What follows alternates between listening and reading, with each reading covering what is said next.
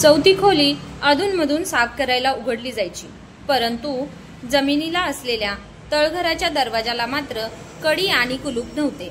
पण दरवाजा खूपच भक्कम आणि जड होता. कालांतराने चौथी खोली सुद्धा कायमची कुलूप लावून बंद करण्यात आली. नंतर त्या खोलीत जायला कोणाला परवानगी देण्यात आली नाही. याचे कारण जवळच्या एका गावात राहणाऱ्या एका दूरच्या नातेवाईकाने म्हणजे शंभू काकांनी माधवला सांगितले, पण त्यांचे नाव त्याच्या आजोबांना न सांगण्याच्या अटीवर.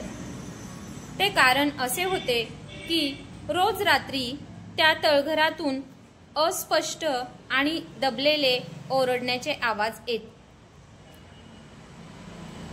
मध्येच एखादा लाकडी खोका जोरात धडपडल्यासारखा आवाज यायचा, जणू काही एखादे अभद्र हिंस्र जनावर त्या खोक्यात बंद करून ठेवले आहे आणि खोक्यातून ते बाहेर येण्याचा प्रयत्न करत आहे.